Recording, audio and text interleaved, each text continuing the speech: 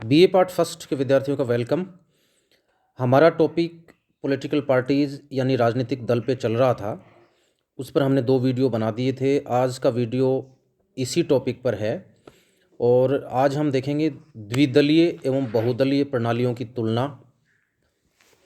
सबसे पहले हम द्विदलीय एवं बहुदलीय प्रणालियों में अंतर कर लेते हैं। पहला अंतर सामाजिक दृष्टि से है। समाज में अनेक भाषाएं, नस्ल, सांस्कृतिक व धार्मिक वर्ग होते हैं, हम सब जानते हैं। और इन विभिन्न वर्गों को राष्ट्रीय राजनीति में उचित प्रतिनिधित्व देने के लिए बहुदलीय प्रणाली एक प्रमुख साधन या जरिया है। किंतु द्विदलीय प्रणाली में समाज के अनेक कमज़ोर वर्गों को उचित रिप्रेजेंटेशन नहीं मिलता। दूसरा अंतर है संगठन व अनुशासन की दृष्टि से। देखिए, बहुदलीय व्यवस्था में राजनीतिक दलों में संगठन की एकता एवं अनुशासन कमज़ोर होता है और यदि कोई दल अपने संगठन में दृढ़ता व कठोर अनुशासन की कोशिश करता है तो दल के सदस्य सरलता से उस दल को छोड़ करके अन्य दल के सदस्य बन जाते हैं। किंतु जो 2 पार्टी सिस्टम है उसमें 2 ही प्रमुख दल होते हैं और उनमें सत्ता प्राप्ति के लिए तीव्र प्रतिस्पर्धा होती है। अतः उनमें से प्रत्येक दल का संगठन कठोर होता है और वे दलीय अनुशासन पर भी अत्यधिक बल देते हैं। द्विदलीय प्रणाली में एक दल का त्याग करके दूसरे दल की सदस्यता आसानी से प्राप्त नहीं होती है। इस प्रकार द्विदलीय प्रणाली की तुलना में बहुदलीय प्रणाली दल बदल को प्रोत्साहन देने वाली ज़्यादा है। तीसरा जो अंतर है वो है शासन की दृष्टि से। देखिए, बहुदलीय व्यवस्था में मंत्रिमंडल का निर्माण अनेक दलों के संयोग से होता है, जिनमें मतभेद होने पर मंत्रिमंडल का पतन हो जाता है। इस प्रकार यह शासन की अस्थिरता को जन्म देती है। द्विदलीय प्रणाली में एक दल द्वारा ही मंत्रिमंडल का निर्माण होता है, अतः मंत्रिमंडल स्थायी होता है। चौथा अंतर मतदाता की दृष्टि से है। बहुदलीय प्रणाली में मतदाता के पास अनेक विकल्प होते हैं और वो अपनी रुचि या पसंद के दल को मतदान कर सकता है, किंतु व्यवहार में वह भ्रमित भी रहता है क्योंकि उसे विश्वास नहीं होता कि जिस दल को वह मत दे रहा है, वोट दे रहा है, उसे वास्तव में मंत्रिमंडल में स्थान मिलेगा या नहीं, यानी वो सरकार बना पाएंगे या नहीं। द्विदलीय प्रणाली में मतदाता के सामने विकल्प कम होते हैं, सीमित। ये संभव है उसे दोनों ही दलों की नीतियां पसंद नहीं हो तो भी उसे किसी एक दल को मत देना तो पड़ेगा, ये उसकी मजबूरी है। किंतु उसके साथ उसे ये भी विश्वास रहता है कि जिस दल को उसने मत दिया है, यदि उसे बहुमत मिला तो वह मंत्रिमंडल भी बनाएगा, क्योंकि 2 में से कोई एक तो मंत्रिमंडल बनाएगा ही। अब हम बात कर लेते हैं द्विदलीय प्रणाली के गुण तथा बहुदलीय प्रणाली के दोषों पर। देखिए, संसदीय शासन के संदर्भ में हम कुछ बात कर रहे हैं। जनता की स्पष्ट इच्छा के अनुसार सरकार का निर्माण, लोकतंत्र का आधार बहुमत का सिद्धांत है और द्विदलीय प्रणाली में जनता एक दल को स्पष्ट बहुमत देकर सरकार के निर्माण के बारे में अपनी स्पष्ट इच्छा प्रकट करती है। द्विदलीय प्रणाली का गुण यह है कि आम चुनाव में जनता जिस दल को व्यवस्थापिका में बहुमत प्रदान करती है, उसी के नेता को मंत्रिमंडल बनाने का मौका दिया जाता है। बहुदलीय प्रणाली में जनता के मत अनेक दलों में बढ़ जाते हैं, अतः किसी भी दल को व्यवस्थापिका में स्पष्ट बहुमत प्राप्त नहीं होता है। अतः यहाँ मंत्रिमंडल के निर्माण के बारे में जनता की स्पष्ट इच्छा का ही ज्ञान नहीं हो पाता है। ऐसी स्थिति में छोटे छोटे राजनीतिक दल अपनी सुविधाएं और पारस्परिक समझौतों के द्वारा संयुक्त मंत्रिमंडल का निर्माण करते हैं। दूसरा पॉइंट है स्थिर व दृढ़ सरकार की स्थापना। द्विदलीय प्रणाली में मंत्रिमंडल का जो निर्माण है व्यवस्थापिका में बहुमत प्राप्त एक दल द्वारा किया जाता है। जब मंत्रिमंडल की रचना एक दल द्वारा की जाती है तो उसमें नीति एवं विचार की एकता भी होती है और वह व्यवस्थापिका में अपने बहुमत के बल पर आवश्यक विधेयकों को पारित कराने में भी समर्थ होता है तथा व्यवस्थापिका में विरोधी दल की आलोचना का विश्वास के साथ प्रत्युत्तर देता है। इस प्रकार द्विदलीय प्रणाली राष्ट्र को एक स्थिर व दृढ़ सरकार प्रदान करती है। बहुदलीय प्रणाली में मंत्रिमंडल का निर्माण अनेक ऐसे दलों के सहयोग से होता है जिनके कार्यक्रम और नीतियों में कोई एकता नहीं होती और वे केवल शासन में आने के लिए आपस में समझौते करते हैं। तीसरा पॉइंट है सरकार का निर्माण सरल व आसान। देखिए, जो 2 दलीय प्रणाली है उसमें सरकार का निर्माण सरल आसान होता है क्योंकि जनता एक दल को बहुमत देकर उसे सरकार बनाने का मौका देती है। बहुदलीय प्रणाली में आम चुनाव किसी भी दल को स्पष्ट बहुमत नहीं मिलता है, अतः चुनाव के बाद सरकार का निर्माण सरल व आसान नहीं होता। नेक्स्ट पॉइंट है वैकल्पिक शासन। द्विदलीय प्रणाली में शासन संबंधी दोहरा विकल्प दिख पड़ता है। जनता के सामने सदैव ये विकल्प होता है कि यदि शासक दल योग्यतापूर्वक शासन नहीं करता है तो वह आगामी चुनावों में या उसके स्थान पर विरोधी दल को बहुमत देकर उसे शासन बनाने का मौका दे सकती है। बहुदलीय प्रणाली में शासन संबंधी विकल्प सीमित होते हैं। प्रत्येक चुनाव के बाद अनेक दलों से मिलकर मंत्रिमंडल बनता है। मतदान के समय जनता ये नहीं जानती कि भविष्य में कौन से दल परस्पर मिलकर मंत्रिमंडल का गठन करेंगे। नेक्स्ट पॉइंट है उत्तरदायी शासन की स्थापना। द्विदलीय प्रणाली में बहुमत प्राप्त दल मंत्रिमंडल का निर्माण करता है और वह अपने चुनावी वायदों को पूरा करने में समर्थ होता है। बहुदलीय प्रणाली में मंत्रिमंडल अनेक ऐसे दलों के सहयोग से बनता है जिन्होंने चुनावों के दौरान परस्पर विपरीत प्रकार के वादे किए होते हैं, अतः उन वादों को पूर्ण करने में असमर्थ होते हैं। नेक्स्ट पॉइंट है विरोधी दल का व्यवहार दायित्वपूर्ण। द्विदलीय प्रणाली में विरोधी दल संगठित होता है और उसे अगले चुनाव में जीत की पूरी संभावना रहती है, अतः व्यवस्थापिका में उसका व्यवहार जो है अनुशासनहीनता का नहीं होता, लोकतांत्रिक मर्यादाओं के अनुकूल होता है। बहुदलीय प्रणाली में जो है एक संगठित विरोधी दल के स्थान पर अनेक असंगठित दल होते हैं और उन्हें किसी भी आगामी चुनावों में स्पष्ट बहुमत मिलने की संभावना नहीं होती, अतः व्यवस्थापिका में उनमें से प्रत्येक दल का जो आचरण है वो अनुत्तरदायित्वपूर्ण होता है। अब हम बात कर लेते हैं द्विदलीय प्रणाली के दोष और बहुदलीय प्रणाली के गुणों की, क्योंकि हर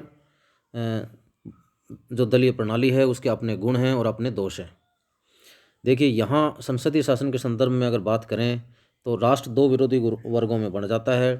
द्विदलीय प्रणाली में संपूर्ण राष्ट्र दो परस्पर विरोधी वर्गों में बढ़ जाता है।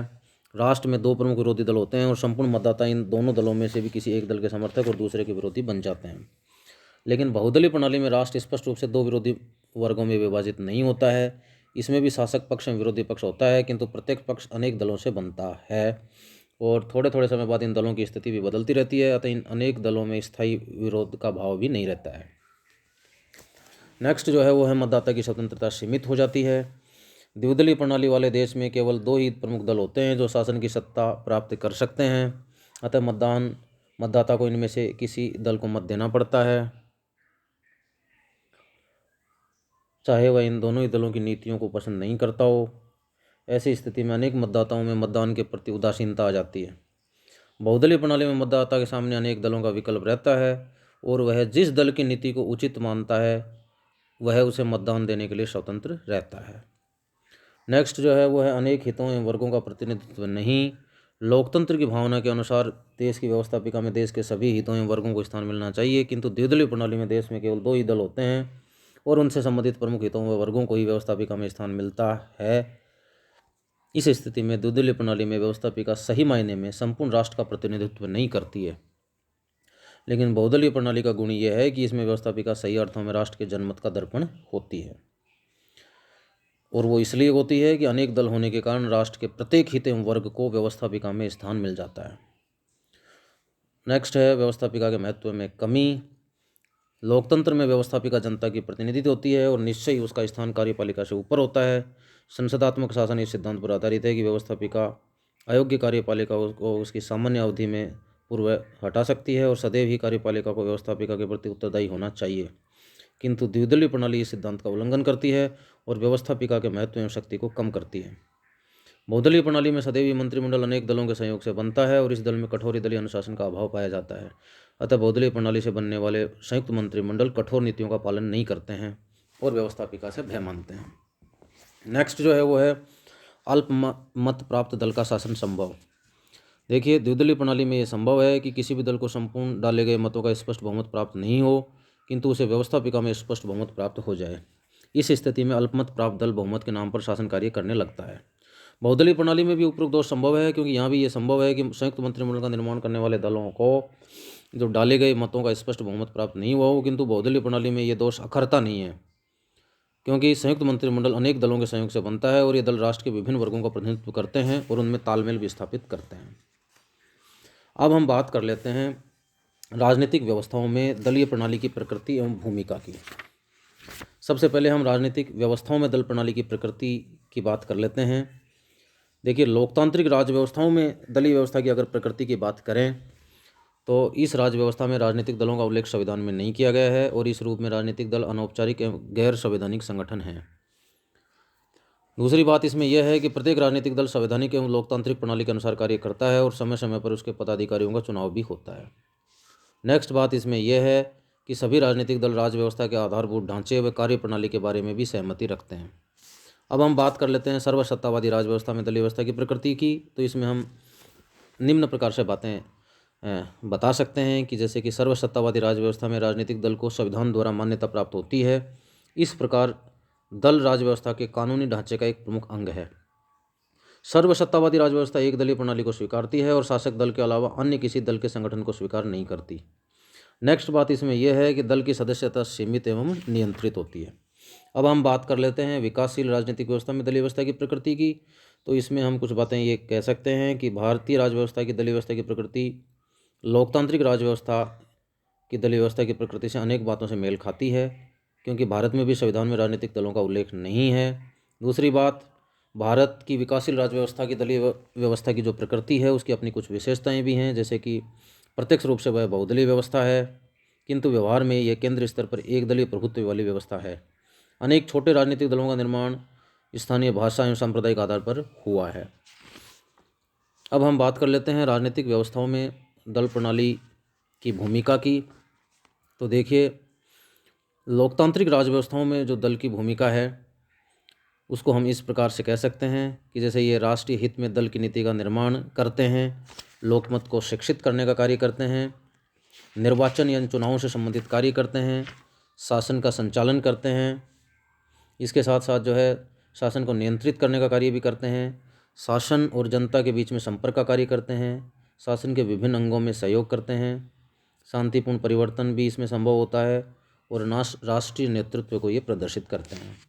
अब हम बात कर लेते हैं सर्वाधिकारवादी राज व्यवस्था में दल की भूमिका की, इसके कार्यों की। तो इसके कार्य इस प्रकार हैं कि सर्वाधिकारी राज व्यवस्था की स्थापना और रक्षा का कार्य करते हैं, ये शासन का निर्माण, निर्देशन और संचालन करते हैं, दलीय सर्वोच्चता की स्थापना ये करते हैं, जनमत को रिप्रेजेंट करते हैं, परिवर्तन के अगुवा होते हैं, सत्ता के केंद्रीकरण को बढ़ावा देते हैं, लोकतांत्रिक मूल्यों का निषेध करते हैं, वर्गीय अधिनायक तंत्र की स्थापना करते हैं। तो इस तरीके से अब हम बात कर लेते हैं अंत में विकासशील राज व्यवस्था में दलीय व्यवस्था की भूमिका की।